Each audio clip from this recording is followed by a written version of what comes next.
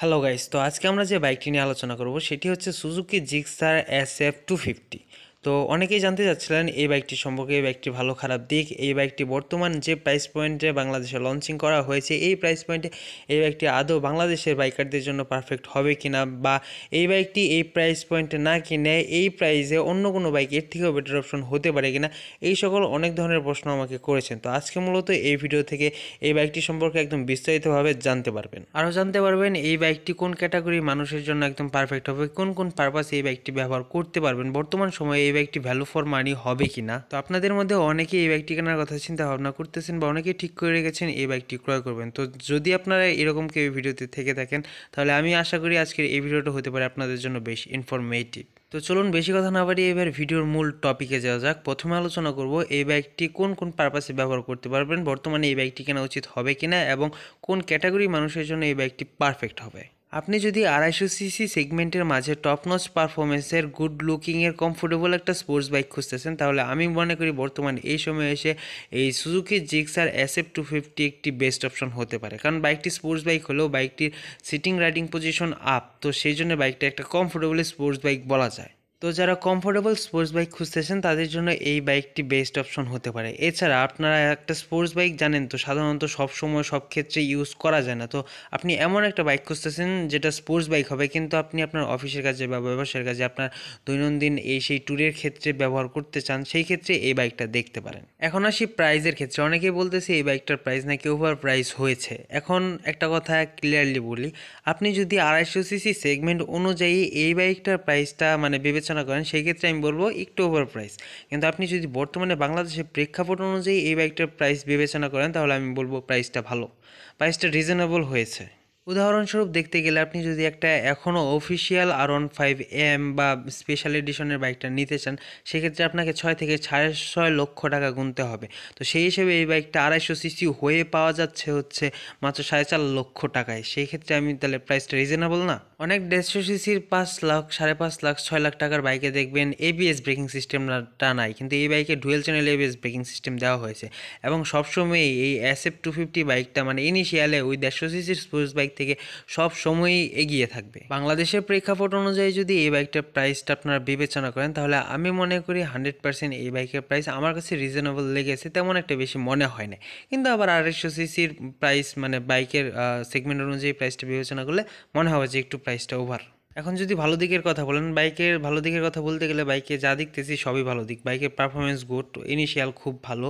এছাড়া বাইকের সামনে 110 সেকশন, পিছনে 150 সেকশনের tyre, digital meter, engine cut off switch, comfortable একটা রাইডিং পজিশন, মানে সব কিছু বিল কোয়ালিটি মোটামুটি বেশ সব দিক থেকেই ভালো লেগেছে এই বাইকটা। তেমন একটা খারাপ কোনো দিক আমি পাইনি। খারাপ দিকের কথা বলতে গেলে যেটা মানে সবার প্রথমে উঠে আসে সেটা হচ্ছে সাসপেনশন। এই বাইকটিতে ইউএসডি সাসপেনশনও ব্যবহার করা যেতে পারতো। তাছাড়া এই বাইকটি বাংলাদেশে আসছে BS4 হিসেবে, এটা BS6 হিসেবে বাংলাদেশে আসতে পারতো। এছাড়া আরও একটা খারাপ দিক হচ্ছে সেটা হচ্ছে এই বাইকের ইন্ডিকেটরগুলা এলইডি ব্যবহার না করে হ্যালোজিন ব্যবহার করা হয়েছে। এইখানে তারা হ্যালোজিন ব্যবহার বাদ দিয়ে এলইডি ব্যবহার করতে পারতো। আসলে খারাপ দিকের কথা বললে তেমন একটা খারাপ দিক এই বাইকের বের হবে না যতটুকু আমার মানে রিসার্চ করে জানতে পারছি এই বাইকটি সম্পর্কে। এছাড়া বাইকের মোটামুটি অল ওভার সব কিছু ভালো লেগেছে। আর কোনো জিনিসই একদম স্বয়ংসম্পূর্ণ 100%-এ 100 হবে না, সেটার মধ্যে মানে একটু কম থাকবে, এটাই স্বাভাবিক। কোনো কিছুই একদম পূর্ণতা পায় না 100%। এছাড়া এই বাইকের ইঞ্জিন হিসেবে ব্যবহার করা হয়েছে সিঙ্গেল সিলিন্ডার 250 সিসির একটি ইঞ্জিন, যার থেকে এই বাইকটি সর্বোচ্চ পাওয়ার আউটপুট করতে পারে 26.14 bhp, 9300 rpm এবং ম্যাক্সিমাম টর্ক আউটপুট করতে পারে 22.20 নিউটন মিটার, 7300 rpm।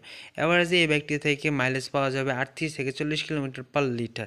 হাইওয়েতে এই মাইলেজটা আবার একটু বাড়তেও পারে। ব্রেকিংও এই বাইকটির সামনে 300 মিলিমিটার একটি বড় ডিস্ক ব্যবহার করা হয়েছে এবং পিছনে 240 মিলিমিটার একটি ডিস্ক ব্যবহার করা হয়েছে with dual channel ABS braking system. Company claim করতেছে এই বাইকটি থেকে সর্বোচ্চ টপ স্পিড পাওয়া যাবে 150 কিলোমিটার/আওয়ার, এরকমই পাওয়া যায়। মানে এই বাইকটি থেকে টপ স্পিড যেটা দেখলাম রিসার্চ করে, এই বাইকের সর্বোচ্চ টপ স্পিড আমি দেখেছি 154 কিলোমিটার/আওয়ারে। একটা 250 সিসির বাইক অনুযায়ী আর বাংলাদেশের রোড কন্ডিশন এবং রাস্তার অবস্থা অনুযায়ী আমি মনে করি যদি 150 এই বাইকটি থেকে টপ স্পিড পাওয়া যায় তাহলে আমি মনে করি খুব ভালো পরিমাণ এবং বাংলাদেশের রাস্তার জন্য সুইটেবল টপ স্পিড, এর থেকে বেশি টপ স্পিডের প্রয়োজন নেই আমি বলে মনে করি। আর মাইলেজের কথা বললে কোম্পানি ক্লেম করতেছে 35 কিলোমিটার/লিটার এবং হাইওয়েতে কোম্পানি ক্লেম করছে 40 কিলোমিটার/লিটার, কিন্তু এভারেজ এই বাইকটি থেকে আপনি যদি হাইওয়ে এবং সিটি মিলায় রাইড করেন তাহলে এই বাইকটি থেকে 40-38 এরকম এভারেজে মাইলেজ পাবেন। হাইওয়েতে অনেক সময় আবার দেখা গেছে অনেকে ক্লেম করতেছে যে 46 পর্যন্ত এই বাইকটি থেকে মাইলেজ পাওয়া যায়। তো মাইলেজটা মোটামুটি সুইটেবল এই বাইকটি হিসাবে। একটা 250 সেগমেন্ট অনুযায়ী আপনি যদি 250 বাইক থেকে মানে 38-40 মাইলেজ পান তাও আমি মনে করি এনাফ মাইলেজ। এখন আলোচনা করি বাইকটি কেনা উচিত হবে কি হবে না। দেখুন, আমার মানে এটা শুরু থেকেই মানে মিথ্যা কথা বলবো না যে SF এর লুকটা আমার কাছে তেমন একটা অ্যাট্রাকটিভ লাগে নাই। এছাড়া এই বাইকের যত কিছু আছে সব কিছু আমার কাছে বেশ ভালো লেগেছে। মানে SF এর লুকটা আমার কাছে তেমন একটা লাগে না। এটা তো লুকসের ব্যাপারটা হচ্ছে যার যার পার্সোনাল ব্যাপার। এর বাইরে মানে এই বাইকটাতে যা যা আছে, মানে 250 বাইকের কথা বলছি, যা যা আছে প্রাইস হিসেবে আমার কাছে বেশ ভালো লেগেছে বাইকের। মানে সব দিক থেকেই ভালো লেগেছে, শুধু হেডলাইটের যে পজিশনটা আছে এটা আমার কাছে তেমন একটা মানে মানে অ্যাট্রাকটিভ মানে আকর্ষণ হয় নাই আমার কাছে, যার জন্য আমি এই বাইকটা থেকে দূরে। কিন্তু আমি এমন আছে এই বাইকটাও নিতে পারি যদি মানে প্ল্যান প্রোগ্রাম বা টাকা পয়সা এভাবে মিলে যায়। তো আপনারা এই বাইকটা নিতে পারেন যদি আপনাদের মানে লুকস টোকস আদার্স যে ব্যাপারগুলো ভালো লেগেছে। এছাড়া বাইকের ইন্টারনাল কথা বলতে গেলে বাইকের ইন্টারনাল সব কিছু আমার যথেষ্ট পরিমাণ ভালো লেগেছে। এছাড়া মানে লুকসটা যদি আরেকটু ডিফারেন্ট হতো না তাহলে আমি মানে এই বাইকটাই ফিক্সড করতাম 250 সেগমেন্টের মাঝে। মানে বলতাম যে দেশের সেরা বাইক হতে যাচ্ছে এটা। যদি 250 সেগমেন্টের মাঝে এরকম পারফরমেন্সওয়ালা যদি আরও কম দামে বাইক দিই তাহলে সেটা হয়ে যেত। এখন এটা যার যার পার্সোনাল ব্যাপার। তো আরেকটা বিষয় যে এই বাইকটা যতই রিভিউ দেখেন, আপনি যদি অগ্রিম চালাইতে পারেন কেনার আগে তাহলে আপনি মানে যত প্রকার রিভিউ দেখবেন সব থেকে বেশি ভালো বুঝতে পারবেন যে বাইকটা আপনাদের জন্য কেনা উচিত হচ্ছে কিনা। মানে প্রি টেস্ট ড্রাইভ যদি আপনি দিতে পারেন মানে বাই করার আগে। তো বাইকার্স, আমি আশাবাদী ভিডিওটা যদি আপনি এই পর্যন্ত চলে আসেন তাহলে ভিডিওটা মানে বাইকটা সম্পর্কে একটা স্পষ্ট ধারণা আপনার হয়েছে। আর এই বাইকটা কেনা উচিত হবে কি হবে না আপনি এই যে বললাম একবার টেস্ট ড্রাইভ দেন, সর্বোচ্চ ভালো হয়। আর আপনার যদি লুকসটা পছন্দ হয়ে থাকে এই প্রাইস পয়েন্টে সর্বোচ্চ একটা বেস্ট ডিল হতে পারে এই বাইকটি, আপনি দেখতে পারেন। আমি আপনাদের মানে চ্যানেলে গ্যারান্টি দিয়ে বলতেছি।